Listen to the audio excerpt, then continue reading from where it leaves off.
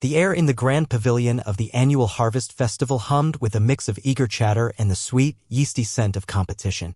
200 townsfolk, local food critics, and social media influencers filled the seats, their eyes fixed on the spectacle unfolding on the main stage.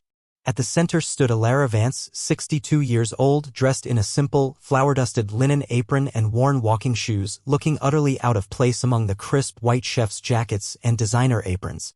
Before her sat the challenge, a half-baked, stubbornly dense loaf of sourdough, its crust pale, its promise unfulfilled.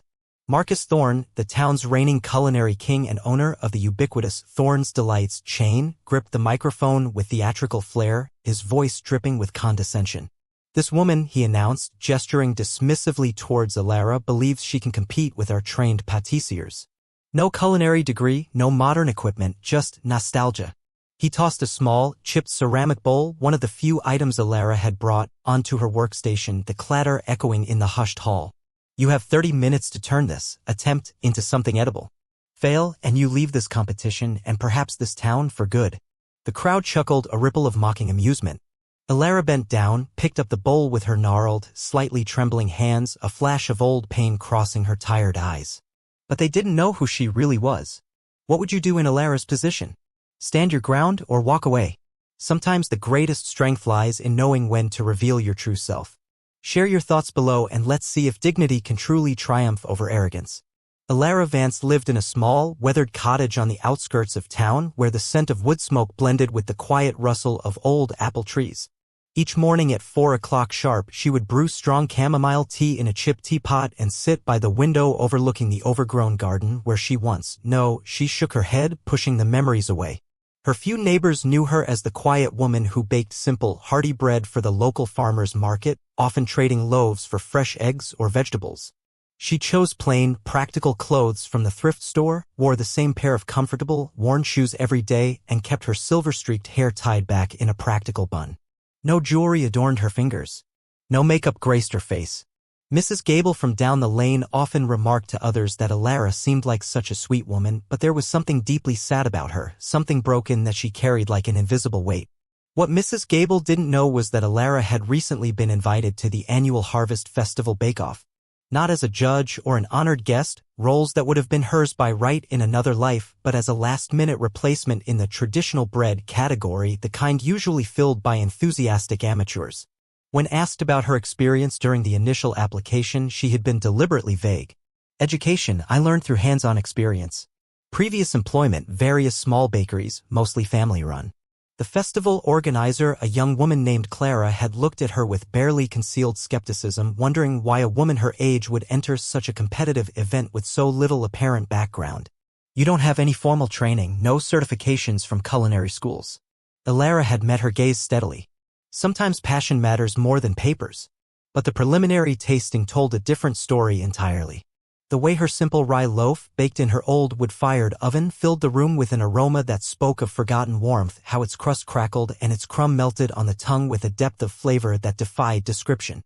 She had completed the assessment in half the allocated time, producing a bread that even the seasoned judges admitted was unlike anything they'd tasted in years.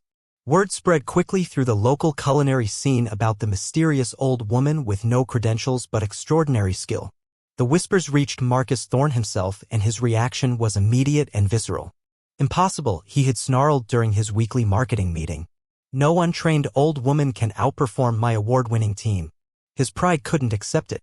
Wouldn't accept it. And so, this public bake-off challenge had been arranged not to evaluate Elara's abilities, but to humiliate her publicly, to prove once and for all that culinary excellence belonged exclusively to those with prestigious degrees and the right marketing budget. Elara knew this, had known it the moment she received the invitation. Yet she came anyway, carrying secrets that would shatter every assumption in that room.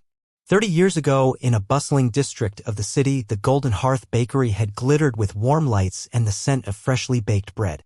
Elara Vance, just 32 years old, stood at the counter in a flour-dusted apron that emphasized her professional grace. She had just been honored as the youngest master baker in the city's historic guild of artisanal breads. Her revolutionary sourdough starter, passed down through 5 generations of her family, produced loaves that reduced proofing time by 40% while enhancing flavor by 60%. "Ms. Vance hasn't just advanced our local baking scene," the guild master announced to thunderous applause. She's redefined what's possible in traditional bread making. Elara's eyes had searched the crowd for one face that mattered more than all the accolades. Julian Croft, her apprentice and research partner, beamed from the front row.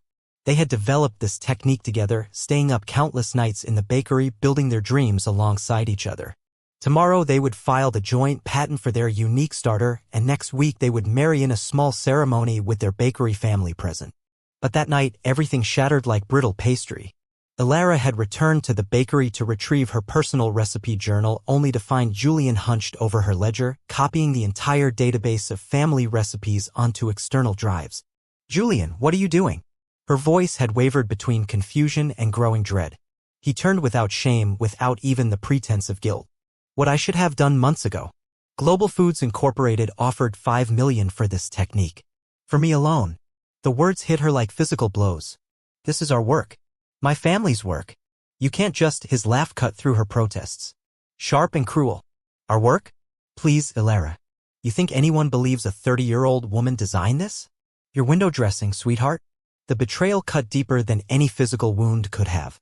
5 years together, countless shared dreams, whispered promises in the early morning hours after breakthrough discoveries. All of it had been a lie, a calculated manipulation.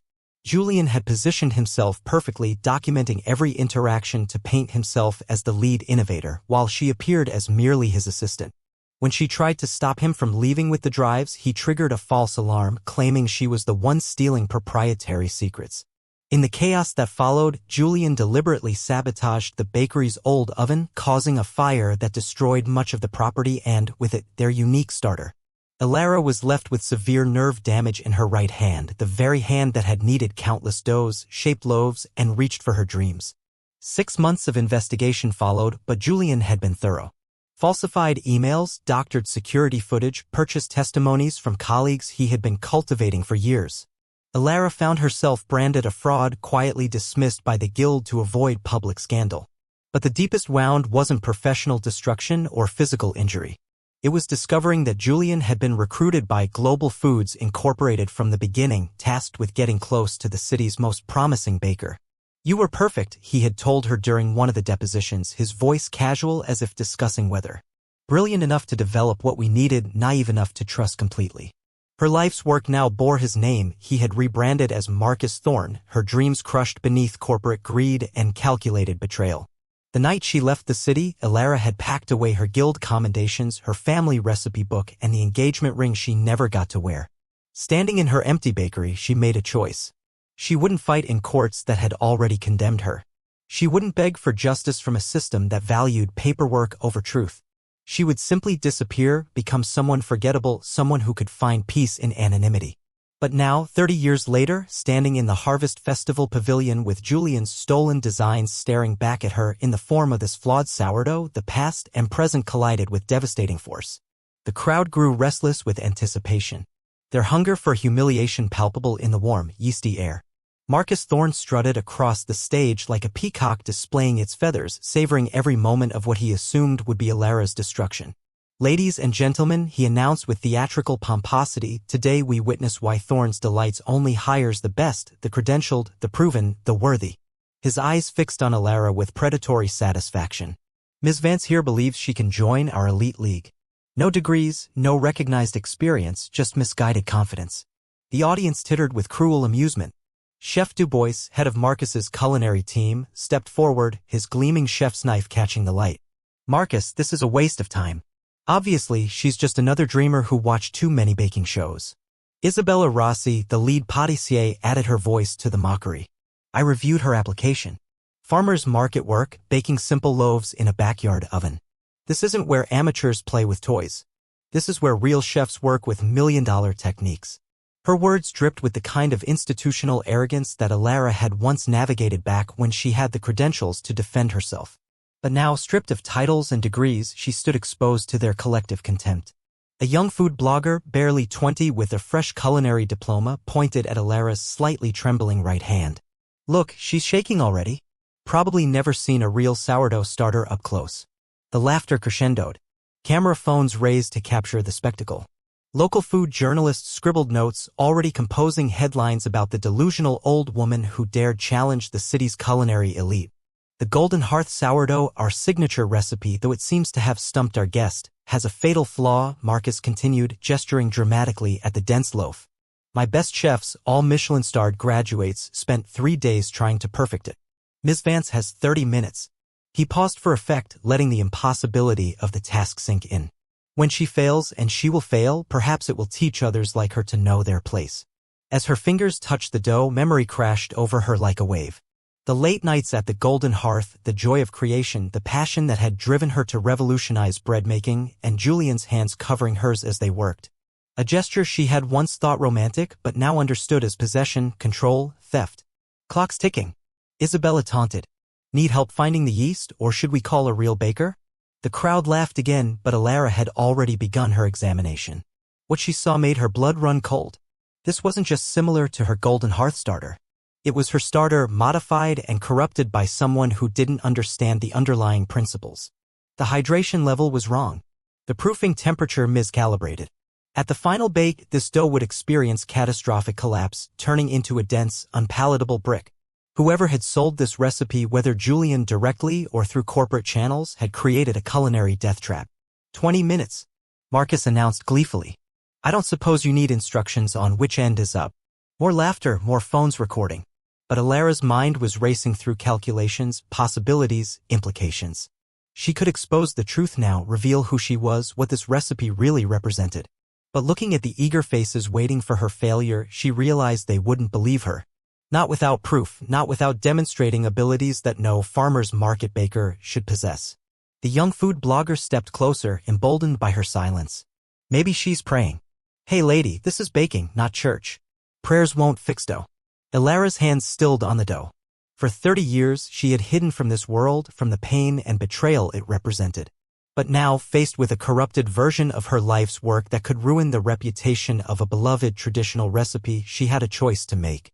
Let pride win and walk away, or reveal the truth and risk everything she had built in her quiet life since. 20 minutes gone. Elara's hands had mapped every component of the corrupted dough, her mind cataloging each deviation from her original design. The crowd's mockery had reached a fever pitch, but she barely heard them anymore. Her right hand, damaged in the fire Julian had caused, cramped painfully as she worked. The nerve damage made fine motor control difficult. Each precise movement a small victory against physical limitation. 10 minutes left. Marcus Thorne announced with undisguised glee. It appears Ms. Vance is finally realizing the difference between baking a simple loaf and artisanal sourdough. Elara set down her tools and stepped back from the dough. The hall fell silent, anticipating her admission of defeat. She reached into her apron pocket, fingers finding the small, tarnished brass key she always carried, its surface worn smooth from 30 years of secret handling. The inscription, barely legible, caught the light, ad lucem per tenebras, to light through darkness. In that moment, standing before 200 people who saw her as nothing, Elara remembered the 8-year-old girl who had watched her grandmother knead dough by hand, her face alight with wonder. That little girl had promised herself she would bake the most extraordinary bread the world had ever tasted. She remembered her father's words the night before she left for culinary school. Elara, you were born to create. Don't let anyone dim your flame. But mostly she remembered her team at the Golden Hearth, the passionate apprentices who had trusted her vision, worked beside her, believed in the future they were building together. Those people deserved better than seeing their work perverted into this dangerous counterfeit.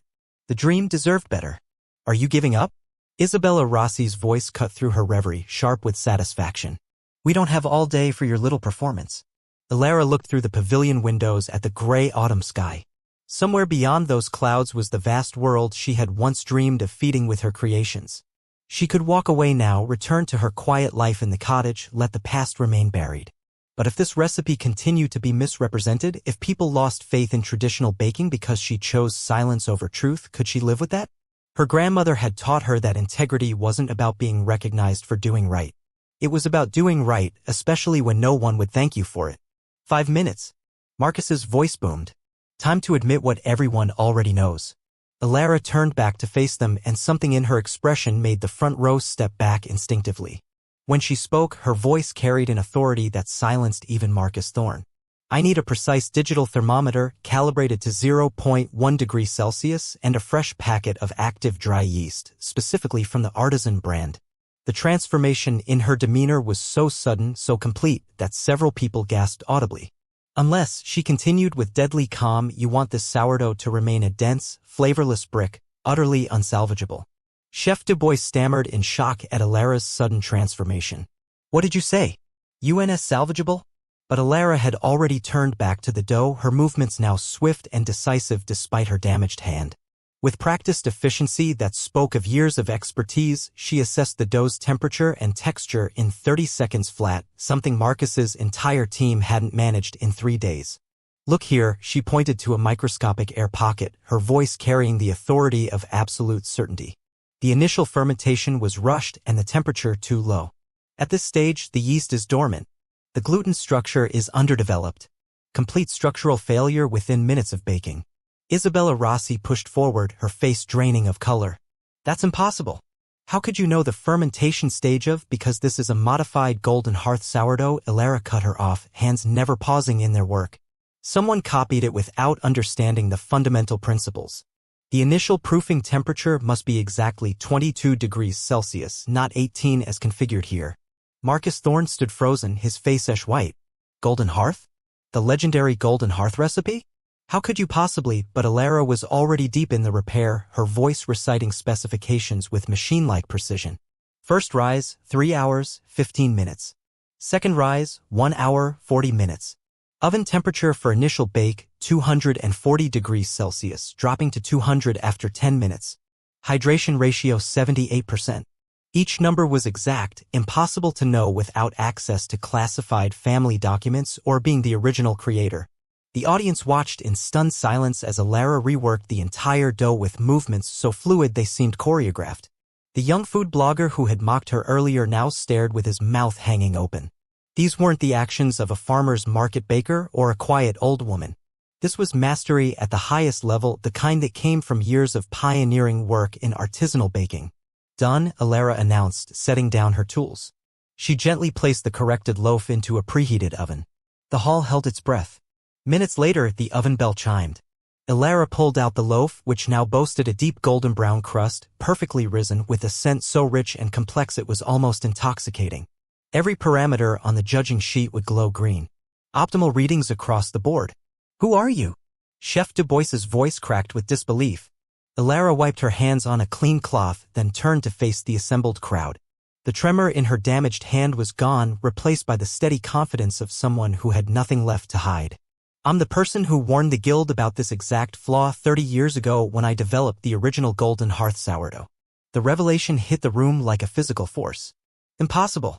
Isabella Rossi protested, her voice rising to near hysteria. The golden hearth recipe was developed by Julian Croft, and he's disgraced. Elara's laugh held no humor, only a deep, resonating sadness. I'm standing right here. You just couldn't see me past your assumptions. She rolled up her sleeve, revealing the extensive scarring that covered her right arm, the tissue damage extending from wrist to elbow. The fire that had ended her career was written in raised white lines across her skin. Ms. Vance, an elderly food critic in the third row known for his historical knowledge, rose shakily to his feet, his voice trembling with recognition. Elara Vance. The prodigy who was going to revolutionize baking? Elara nodded once, a simple confirmation that shattered 200 worlds of assumption. The room erupted in chaos. Cameras flashed like strobing lights. Phones rang with urgent calls to editors. And Marcus Thorne gripped the podium as if it were the only solid thing left in his universe. This can't be real, he muttered, his face ash white. The record said. Julian Croft reported that you had. Julian Croft, Elara repeated the name like pronouncing a curse. The man who sold my recipe to Global Foods Incorporated for $5 million. And apparently Global Foods sold it to you, Mr. Thorne. She moved to a nearby screen, typing a few quick commands. The screen filled with the original golden hearth blueprints, complete with her embedded signatures in the code comments. EVGH 1994 peppered throughout the documentation. This, she gestured to the screen, is proof that your golden hearth sourdough is an illegal copy of my work. And this, she held up her phone displaying legal documents, is a cease and desist from my attorneys. Thorne's Delights is facing a $50 million patent infringement lawsuit. Marcus Thorne collapsed into his chair as if his legs had been cut from beneath him, but Elara's next words shocked the room even more. However, I'm not filing it. The stunned silence that followed was absolute. I didn't come here for revenge or money. I came because I recognized my own design being corrupted into something that could ruin a beloved tradition. She looked directly into the nearest camera, knowing her words would ripple far beyond this room. 30 years ago, I let love and trust blind me to betrayal. I lost everything to one man's greed. But today, I choose not to let the past define my future. Today, I choose to fix what's broken and walk away. Elara moved to stand before Marcus Thorne, who seemed to have aged a decade in minutes. The bread is repaired. My consulting fee will be $1, the price of a simple loaf. Because culinary excellence shouldn't be measured by ego or marketing, but by its ability to nourish and inspire. She turned to address the entire room one final time. You want to know who I really am? I'm someone who believes talent doesn't live in diplomas hanging on walls or in the circumstances of birth. It lives in passion, dedication, and the courage to keep going when the world tells you you're not enough. The pavilion remained frozen in absolute silence as Elara Vance gathered her simple canvas bag and prepared to leave. 200 people, the same chefs who had laughed at her, the executives who had schemed to humiliate her, the journalists who had come to document her failure, stood like statues carved from shame and revelation. Isabella Rossi was the first to break the spell, her voice thick with unshed tears. Wait, please. I'm so sorry. What we did was unforgivable. Elara paused at the edge of the stage, turning back to look at the young woman who had been among her cruelest tormentors.